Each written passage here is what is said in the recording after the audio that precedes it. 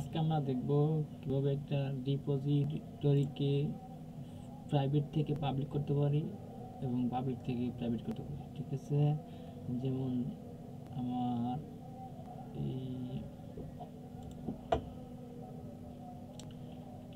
একটা অ্যাসাইনমেন্ট, এই 4 নম্বর অ্যাসাইনমেন্টটাকে আমি প্রাইভেট করব। এখানে বর্তমানে পাবলিক আছে, এটাকে আমি প্রাইভেটে করব।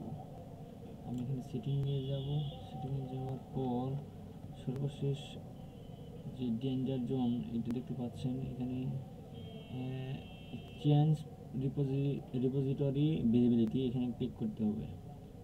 বর্তমানে যে আমার এই রিপোজিটরিটা কারেন্ট রিপোজিটরি বর্তমানে এটা পাবলিক আছে। এখানে বলে দিয়েছেন যে this repository is currently public. So এখন যদি আমি পাবলিক থেকে প্রাইভেটে নিতে চাই, এখানে আমাকে চেঞ্জ ভিজিবিলিটি দিতে হবে। এখানে বলে দিয়েছি যে চেঞ্জ টু প্রাইভেট, আমি চেঞ্জ করবো প্রাইভেটে। এখানে বলেছে I want to make this repository private, আমি বললাম হ্যাঁ। আমি এখন এটাকে যেহেতু পাবলিক থেকে প্রাইভেটে রূপান্তর করবো, যেহেতু এখানে কিছু ডেসক্রিপশন বলছে, আমি এখানে ওইটা পড়ার পর বলবো যাই রিড আন্ডারস্ট্যান্ড দিস ইফেক্ট। তারপর এখানে মেক দিস রিপোজিটরি প্রাইভেট, আপনি কি এটা প্রাইভেট করতে চান? আমি বললাম হ্যাঁ, প্রাইভেট করবো।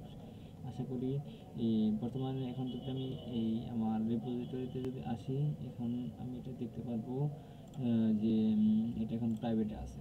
ঠিক আছে, এখন দেখি এই যে এখন যদি দেখি এই যে আমার এখন এই রিপোজিটরিটা প্রাইভেট হয়ে গিয়েছে। এখন আমি চাইলে এটাকে আবার পাবলিকে রূপান্তর করতে পারি।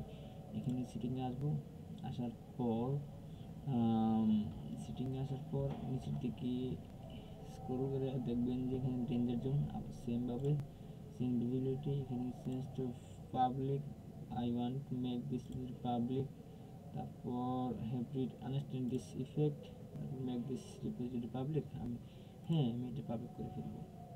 এই যখন এটা পাবলিক হয়ে গেল, আমি চাইলে এখানে রিনেমও করতে পারি। যেখানে ক্লিক করে যদি রিনেমে এখানে যেটা লিখতে চাইবো সেখানে লিখে আমি ক্লিক করবো, রিনেমও হয়ে যাবে। ধন্যবাদ সবাইকে।